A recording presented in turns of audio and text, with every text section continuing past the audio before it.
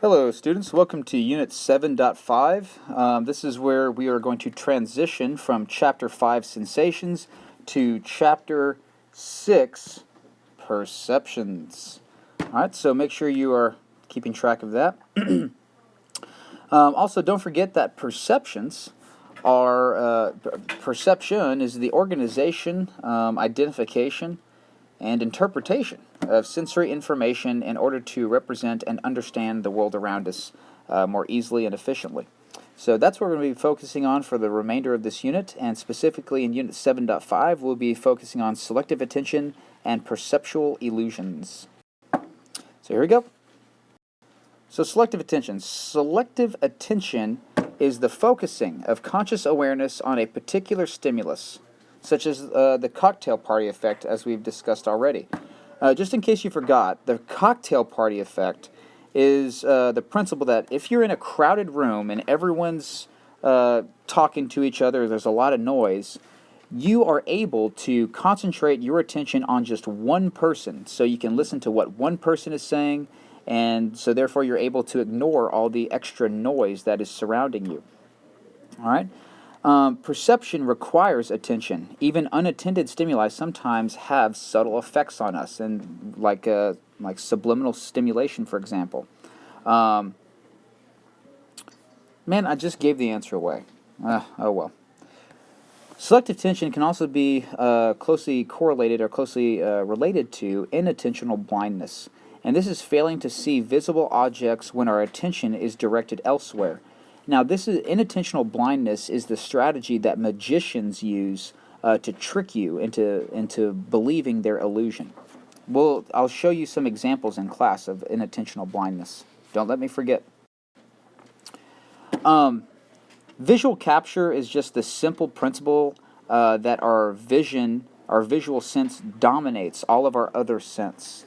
So our visual sense is the sense that we typically rely on most to understand the world around us. More so than sound, taste, touch, we rely on vision more than anything, and that is the visual capture. Some other perceptual illusions are called the McGurk effect and the Troxler effect. The McGurk effect, you might have seen before if you've ever seen movies where the voices have been dubbed over and it kind of looks like the audio doesn't really match up with the video in the movie. That's really the McGurk effect. So the McGurk effect is the perceptual phenomenon that demonstrates an interaction between hearing and vision in speech perception. It's the illusion that occurs when the auditory component of one sound is paired with the visual component of another sound, leading to the perception of a third sound. We'll go into more detail in class. Don't let me forget. And then there's the Troxler effect, an optical illusion affecting visual perception. When one fixates on a particular point for even a short period of time, an unchanging stimulus away from the fixation point will fade away and disappear.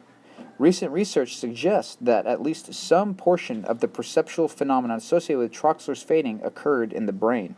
Now, the real reason this is because you're staring at a focal point, at one point for so long that you're stimulating the cones in your fovea, a portion of the retina in the eye.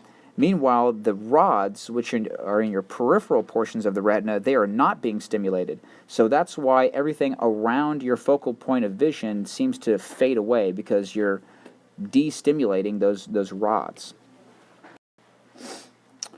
Other perceptual illusions include the illusory contours, as we see here in the Gestalt principle of closure, or continuity. And illusory contours is the visual illusion that evoke the perception of an edge without a luminance or color change across that edge.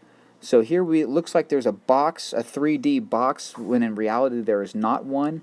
This is the illusory contours we're discussing, and this is one of the basic principles behind Gestalt psychology, which we'll be discussing in our next unit, 7.6. Another perceptual illusion is stroboscopic movement. If you've ever seen a flip cartoon book, or if you've ever seen a Disney movie, how they hand draw the cartoons and then they flip the pages to give the appearance of movement, that is stroboscopic movement. All right, and I've made an attempt at showing you an image of that here. All right, well, that concludes 7.5, and I'll see you guys in class.